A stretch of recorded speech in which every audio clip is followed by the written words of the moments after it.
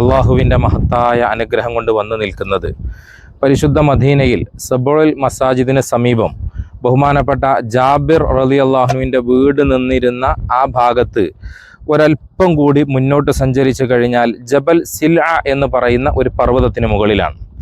ബഹുമാനപ്പെട്ട നബിയുന റസൂലുള്ളാഹി സ്വല്ലല്ലാഹു അലൈഹി വസല്ലമ തങ്ങൾ ഖന്ദഖ് യുദ്ധം നടക്കുന്ന സന്ദർഭത്തിൽ നമുക്കൊക്കെ അറിയാവുന്നതുപോലെ മസ്ജിദുൽ ഫതഹിൽ വെച്ചുകൊണ്ട് ദീർഘമായി ദുആ ചെയ്യുകയും അവിടെ വെച്ചുകൊണ്ട് ഇജാബത്ത് ലഭിക്കുകയും ചെയ്തു. 3 ദിവസം എന്നും അതിനപ്പുറം എന്നൊക്കെ അഭിപ്രായങ്ങളുണ്ടെങ്കിലും നബി സല്ലല്ലാഹു അലൈഹി വസല്ലമ തങ്ങൾ 3 ദിവസത്തോളം അവിടെ വെച്ച് ദുആ ചെയ്ത് അവസാനം ഉത്തരം ലഭിച്ചു. ഉത്തരം ലഭിച്ചതിൻ്റെ ഫലമായി, അതായത് മുസ്ലിമീങ്ങൾക്ക് വിജയം ലഭിച്ചതിൻ്റെ ഫലമായി നന്ദി സൂചകമായി ശുക്ർ ചെയ്ത ഭാഗമാണ് നമ്മളിവിടെ കാണുന്നത്. ഈ കാണുന്ന ഗുഹാന്തരം, ഇവിടെ ധാരാളം ആളുകൾ നിരന്തരമായി വന്നുകൊണ്ടിരിക്കുന്നുണ്ട്. ഈ മലമുകളിൽ നബി സല്ലല്ലാഹു അലൈഹി വസല്ലമ തങ്ങൾ ഇവിടെ വന്ന് സുജൂദിലായി കിടന്നു എന്ന് ചരിത്രത്തിൽ കാണാം.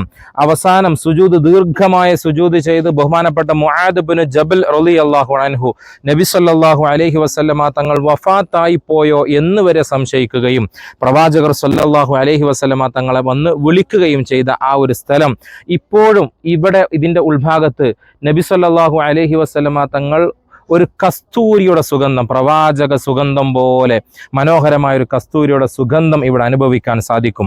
ഇതിൻ്റെ മുകൾ ഭാഗത്തും ചില അടയാളപ്പെടുത്തലുകളൊക്കെ ഉണ്ട്. അവിടെ നിന്ന് നബി തങ്ങൾ പ്രവാചകർക്ക് ആവശ്യമാകുന്ന വെള്ളം ഒഴുകി വന്നതായി അവിടെ ഇപ്പോഴും അതിൻ്റെ അവശേഷിപ്പുകളൊക്കെ ഉള്ളതായി കാണപ്പെടുന്നു. അതുപോലെ തന്നെ ഈ വരുന്ന വഴികളിലും മറ്റും പ്രവാചകരുടെ കാൽപാദങ്ങളൊക്കെ പതിഞ്ഞതായും തന്നെ ചില രേഖകളും അടയാളപ്പെടുത്തലുകളൊക്കെ നടത്തിയിട്ടുണ്ട്. നിലവിൽ അതത്ര വ്യക്തമല്ലെങ്കിൽ പോലും അങ്ങനെ ചില അടയാളങ്ങളൊക്കെ കാണാൻ സാധിക്കുന്നുണ്ട്. അള്ളാഹു സുബ്ഹാനഹു വ തആല നിങ്ങൾക്ക് എല്ലാവർക്കും ഇവിടെ വന്നു ചേരാനും കാണാനും തൗഫീഖ് പ്രദാനം ചെയ്യട്ടെ.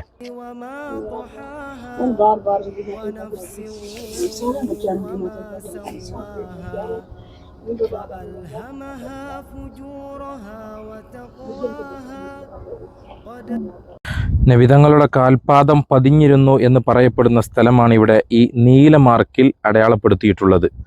പലപ്പോഴായി ആളുകൾ ഇവിടെ വരുന്നതും തബറുക്ക് എടുക്കുന്നതുമൊക്കെ കാണാം. പിൽക്കാലത്ത് ഇവിടെ ഉണ്ടായിരുന്ന ഭാഗത്ത് നബിതങ്ങളുടെ കാൽപാദം പതിഞ്ഞിരുന്ന ആ ഭാഗം കട്ട് ചെയ്ത് തുർക്കിയിലേക്ക് കൊണ്ടുപോയതായി ഒക്കെ അഭിപ്രായങ്ങളിൽ പറയപ്പെടുന്നു.